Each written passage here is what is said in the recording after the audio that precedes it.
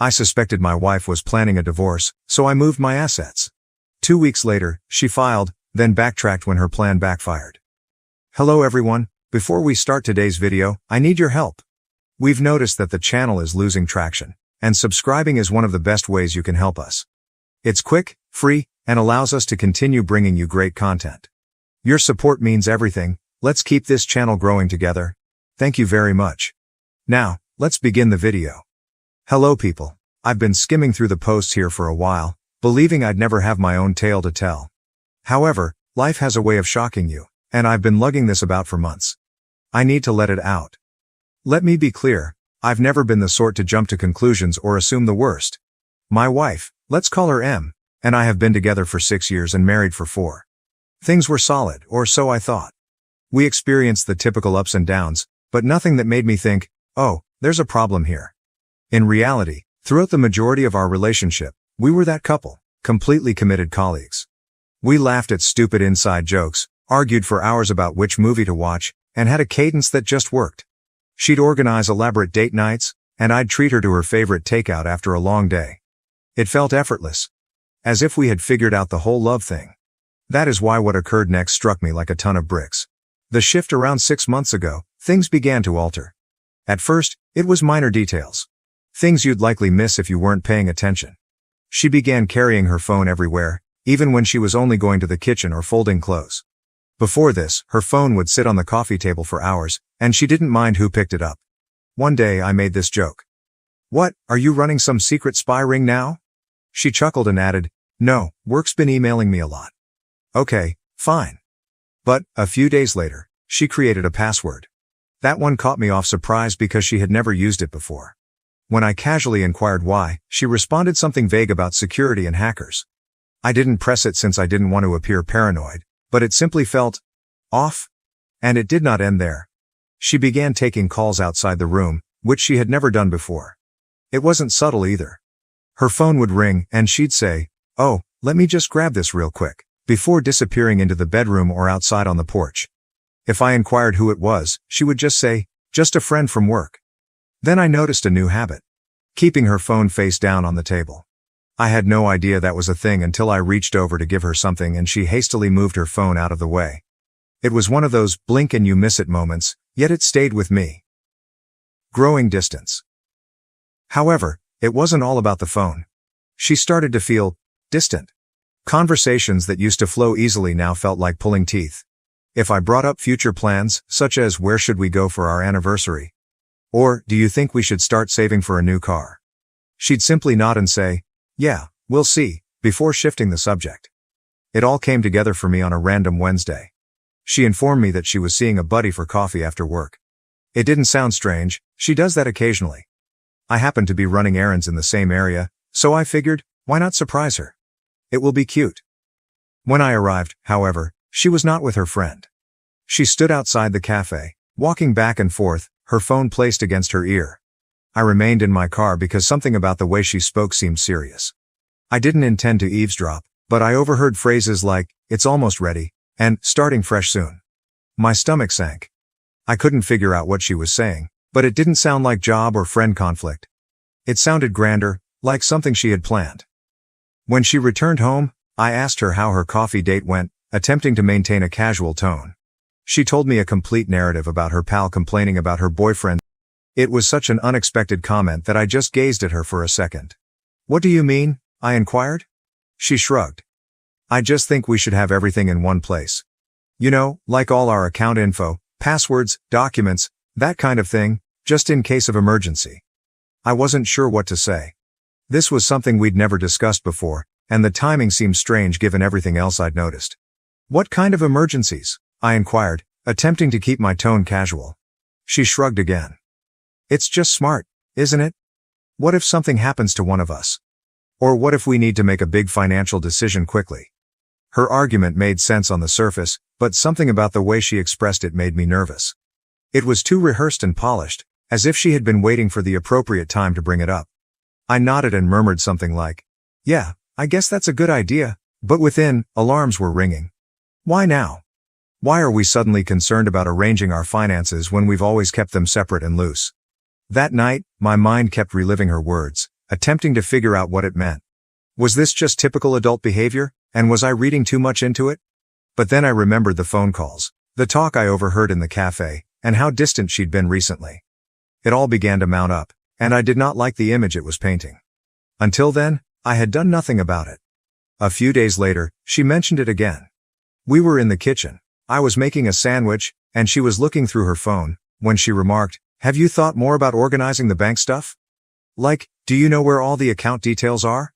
I lowered the knife and turned to face her. "Okay, what's going on?" I inquired, attempting to keep my tone light but firm. "You've been bringing up the finances a lot lately. Is there something we need to talk about?" She finally looked up from her phone, astonished that I had pressed her on it. "No, nothing's wrong," she responded hastily, making me giggle. "I just think it's important, that's all. You know, for emergencies." "Emergencies? Like what?" She shrugged, her expression unreadable. "I don't know. Just life stuff. It's not a big deal. I promise, I just think it's something we should get on top of." Her response seemed ambiguous. Too vague. I nodded and let it go, but the way she avoided providing a direct answer made me even more suspicious. It didn't seem like a casual suggestion anymore. It felt like she was concealing something, but I had no idea what it was. So, the next day, while she was at work, I decided to look into our finances. I opened our joint account online and discovered something unexpected. Over the last month, a few tiny moves had taken place. Nothing large, but small quantities that did not appear to have a clear purpose. They were not designated for bills, groceries, or anything similar. I didn't want to jump to conclusions, but it appeared that she had been withdrawing money from the account for some reason, which I couldn't figure out. I considered addressing her, but something told me to wait. If I was wrong, I'd look ridiculous. And if I was correct, I had to be careful. It was eating at me, so I contacted someone I trusted, an old college friend who also happens to be a lawyer. I told him what I'd discovered while trying not to sound like a conspiracy theorist. "Look," he remarked after I'd explained everything. "I'm not saying something is absolutely going on, but you're not insane for wanting to be ready. If you're concerned about protecting your assets, now is the moment to do so. Better safe than sorry." He walked me through what I could do, simple procedures to ensure my finances were protected if something happened. I'll admit that taking such drastic action felt out of the ordinary. It felt like I was preparing for something dreadful even though I wasn't sure what was wrong. But the more I considered it, the more it made sense. If she was really up to something, and I was beginning to suspect she was, I needed to defend myself. It was not an easy decision to make, however. This wasn't just about money or assets. It was about the life we had created together. I kept repeating images in my head, our wedding day, the late-night conversations about our dreams, and the weird little jokes we shared. How did we arrive here? Is this what our marriage had come to? The prospect of taking these measures felt like conceding defeat, as if I was officially abandoning the trust we previously shared. That evening, while she was out, I sat at my desk and took out my laptop. My hand shook as I opened the computer and began browsing through everything: bank accounts, investment accounts, and the property deed. Each paper I studied felt like a betrayal, but a persistent voice in my head reminded me that this was about survival, not sabotage. I didn't mean to hurt her. I couldn't get rid of the idea that if I didn't act now, I'd regret it later. I compiled a list of everything I could transfer and how to do it without raising suspicion. As I typed, I felt a crushing weight settle against my chest. I had entirely trusted her for years, and now here I was, playing defense against the person I thought would always have my back. Then I called my mother and explained why I needed her help, but not in detail. "I need you to hold on to some things for me for a while. It's nothing bad, just something I need to do to protect myself, just in case." She was silent for a minute, likely trying to figure out what I wasn't saying. "Are you okay?" Her voice was filled with anxiety. "Yeah," I lied. "It's just a precaution. Nothing to worry about." She didn't press me, but I could hear the pause in her voice when she responded. "Of course, sweetheart. Whatever you need." I hung up the phone with an odd mix of relief and shame. I despised engaging her in this mess, but knowing she had my back provided some steadiness in an otherwise chaotic environment. By the time Em arrived home, I had already begun the process. I moved the majority of my assets, our cash, investments, and even the house, to my mother's name. I kept enough in our joint account to keep up appearances, but the rest was locked down. She didn't notice anything. She walked in, kissed my cheek, and asked if I wanted to watch a movie. I appeared okay, but inside I was a wreck. Part of me felt awful, as if I had betrayed her trust. But another part of me felt relieved, as if I was finally gaining control of a situation that had spiraled out of my control. Over the next 3 days, I tried to maintain a normal routine. I didn't want to let her know that anything had changed. She appeared satisfied, even unusually cheery at times. However, rather than putting me at ease, it increased my suspicion. If she was plotting something, she did an excellent job of concealing it. What stood out, however, was that she never brought up the finances again, not even after I questioned her the last time. It was as if the subject had evaporated from her memory. At first, I believed I had overreacted, and she dismissed the subject since it wasn't relevant. But the more I thought about it, the more I realized she was avoiding it. Almost as if she was afraid to bring it up again after I pressed her. I noticed her staring at me a few times, as if she was assessing my mood or contemplating whether to say something. Every time I noticed, she'd quickly return her attention to whatever she was doing, her phone, the TV, a book. It was slight, but it was present. It felt like she was waiting for me to bring it up, as if she didn't want to push the issue again. The silence only made me feel more anxious. It wasn't like her to drop anything she considered essential, and the way she avoided it suddenly appeared deliberate. If she was testing the waters, she was not going in. If she was waiting for something, I was not about to give her the go-ahead. Whatever her next move was, I knew I had to be one step ahead. Something was coming, but I didn't know when or how. All I could do was prepare. That night, I made certain that everything was solid. I glanced over the paperwork again, double-checking every aspect of my mother's asset transfers. The house, the savings, the investments, everything was now legally in her name, sealed in an uncontested trust. I even called her to confirm that she had all of the necessary papers. 2 weeks had passed, and everything appeared normal, frankly. She was acting more loving, even starting to talk about unrelated topics like jobs or what we should eat for the evening. It threw me off because she'd been aloof for months, avoiding anything more than superficial conversations. Part of me began to question whether I had been overreacting all along. Maybe the strange conduct was merely stress or something I didn't comprehend. But then, one random Friday night, she sat me down on the couch, turned off the television, and said, "We need to talk." My stomach fell quickly. I knew what she was going to say before she did. "I think we should get a divorce," she replied, her voice so calm it seemed prepared. It wasn't furious or emotional, it was simply frigid, as if she had told me we had run out of milk. I stared at her, unsure how to respond as she explained her argument. She mentioned needing space, wanting to figure herself out, and feeling like she'd lost her identity in the marriage, standard breakup phrases that didn't really explain anything. But then she said something that struck a different tone. "You know, I've made a lot of sacrifices for you over the years, and I don't think you really appreciate them. I deserve more." That last part stung. It wasn't just that she wanted out, it was that she framed it as if I owed her something, that everything was my fault, and she was simply claiming what was properly hers. As I sat there, trying to understand what she was saying, a new question arose. Why now? Then she said something that made everything start to make sense. "A friend of mine has been helping me see things more clearly," she continued, not looking at me. "A friend." I remained still, letting her speak, but my mind was racing. Who was this friend? Why were they so involved in my marriage? The way she stated it was not casual. It seemed like someone had been hyping her up, convincing her that leaving me wasn't simply a choice, but a strategy she needed to implement. And the more she talked about how she deserved more because of her sacrifices, the more I became skeptical. Sacrifices? What kind of sacrifice? She was happy with me, or so she said. I worked hard to offer her the life she desired, and it wasn't just about money. When she asked to move closer to her job, I agreed, even though it meant a lengthier commute for me. When she wanted to attend that pricey yoga retreat last year, I made sure we budgeted for it, even foregoing a vacation I was looking forward to so she could go. I backed her when she changed careers twice, telling her it was fine to take the risk because I wanted her happy. I believed being a decent husband meant putting her first whenever possible. And it wasn't as if I was an unresponsive, distant partner. I showed up. I remembered birthdays and random things she had mentioned loving. When she mentioned feeling caught in a rut, I suggested date nights. I listened to her complain about her job, friends, and family. I didn't always get it right, but I did try. That's why her "I deserve more" line hurt so much. I didn't even consider buying it. She was not upset due to anything I did or did not do.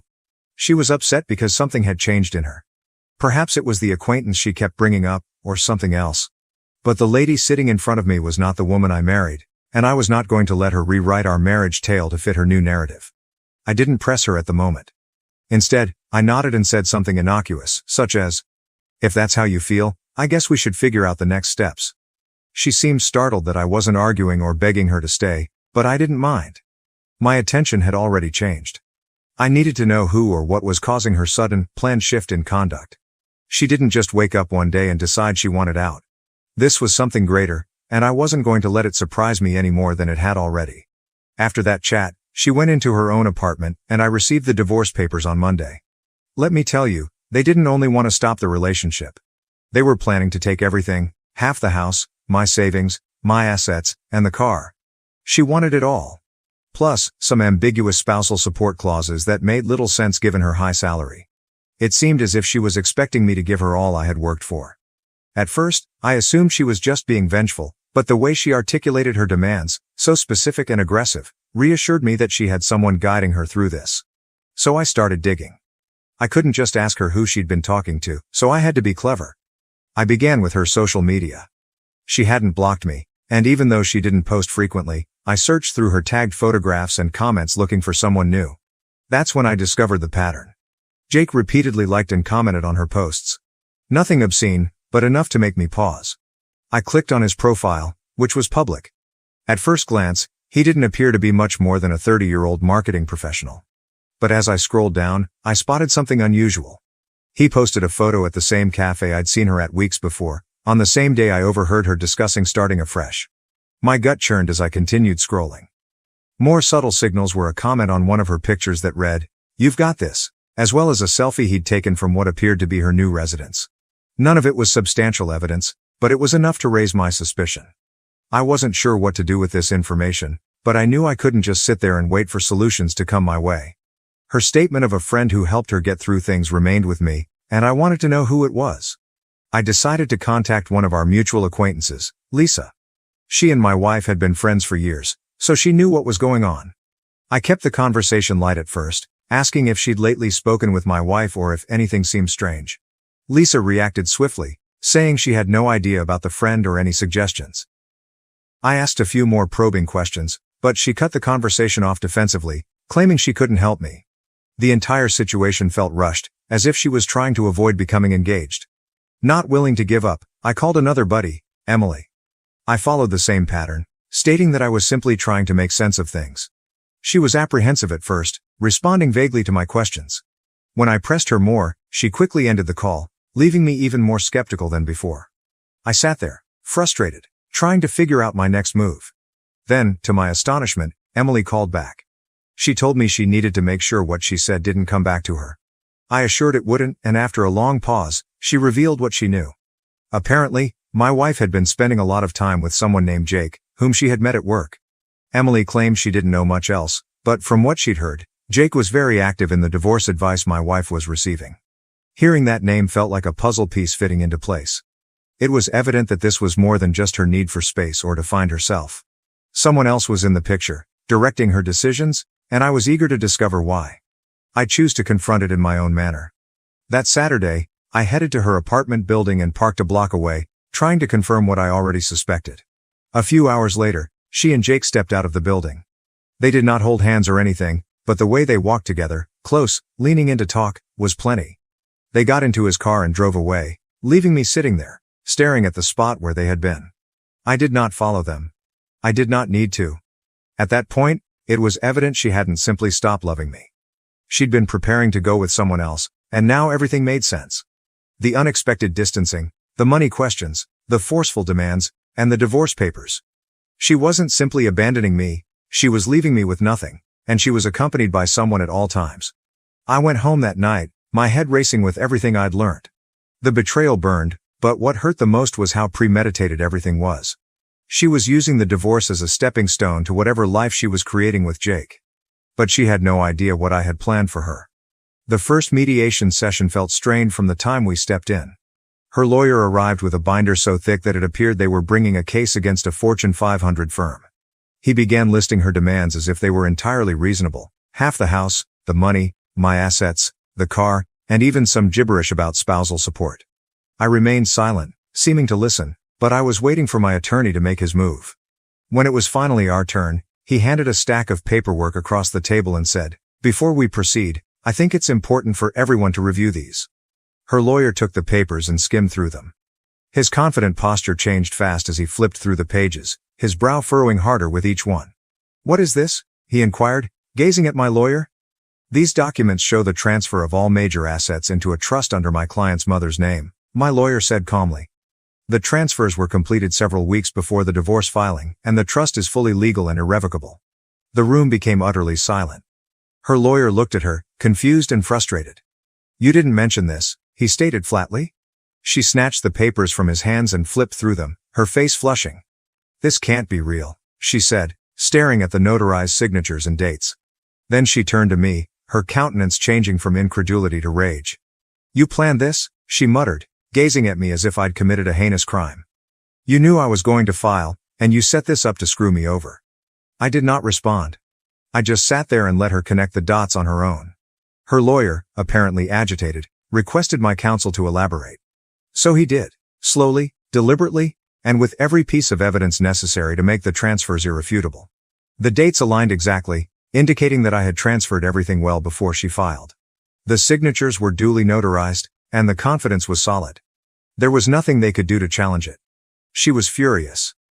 "You're unbelievable," she said, leaning forward in her chair. "I can't believe you'd do something like this to me." I still did not say anything. What was there to say?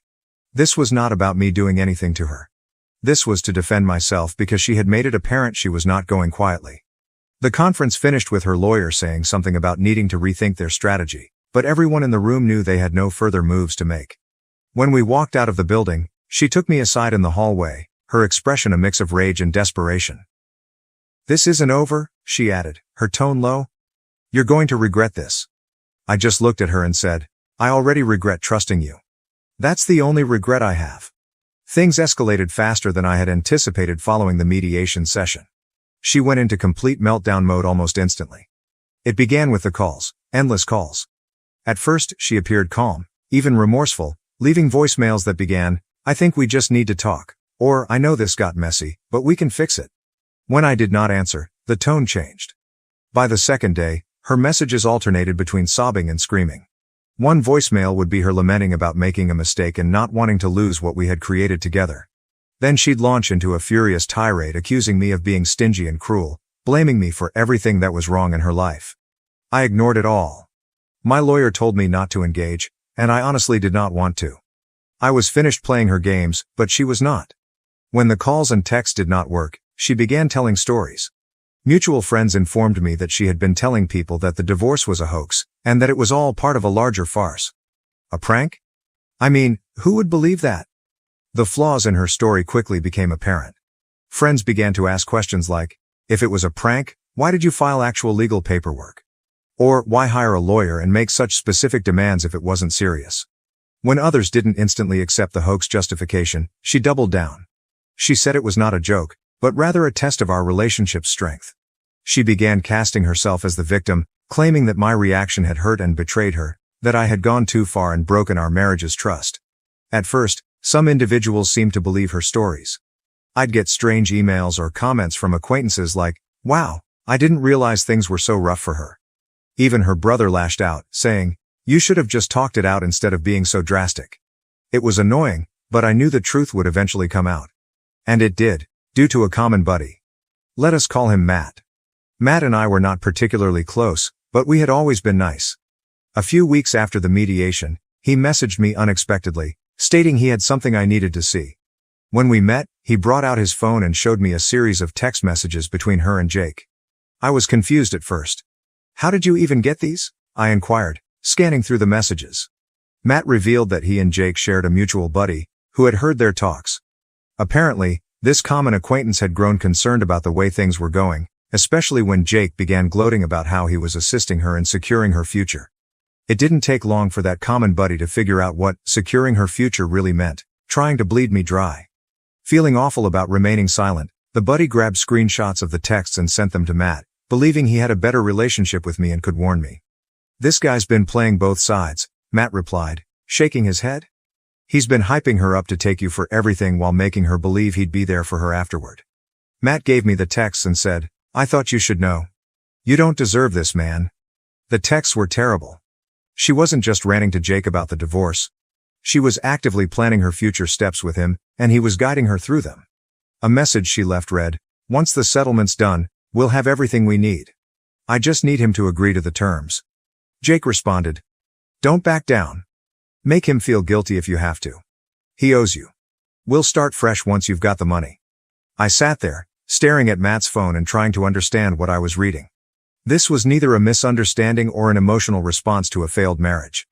This was a cold, deliberate manipulation. I thanked Matt and he left, but my thoughts were racing. Everything made sense now: her abrupt isolation, her fixation with our finances, and her harsh demands throughout the divorce. It was all part of a plan, one she had been developing with Jake behind the scenes. The text soon circulated among our mutual friends. Matt shared them with a few friends, and they quickly spread. Her story suddenly ceased to be credible. People who had previously been indifferent or even supportive of her began to distance themselves, and the change was nearly immediate. People who had previously defended her or remained neutral suddenly recognized her for who she truly was. Even her closest allies started to distance themselves. By the time the divorce was finalized, she had only her personal things.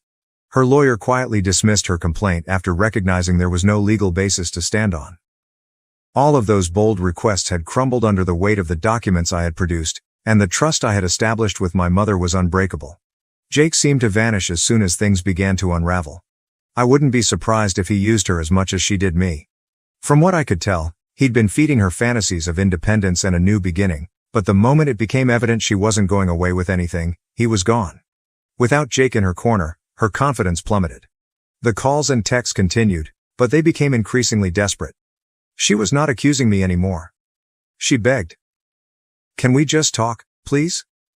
I'll do anything to fix this." One voicemail stated. A different opinion. "You don't have to forgive me, but can't we just settle this and move on? I'll drop everything if you just talk to me." I did not respond. I could not. It was too late to reverse the harm. Even her family began to drift away. Her brother contacted me at one time, apologizing for some of the things he had said before when he believed her side of the story. "I didn't know what she was doing to you," he said. "I'm sorry I ever took her word for it." As for me, I received the house, my savings, and something I hadn't experienced in a long time: peace of mind. My mother, as usual, was my rock. She arrived with buckets of paint and a list of suggestions to help me reclaim the area as mine. Now, life feels like it's mine again. No more second-guessing every small interaction. No longer feeling betrayed. Just peace. She is a chapter from my history that I no longer read. And the remainder of the story is entirely up to me to write. Thank you for watching. If you haven't subscribed yet, please do so and hit the notification bell to stay updated with more shocking real-life stories happening around you.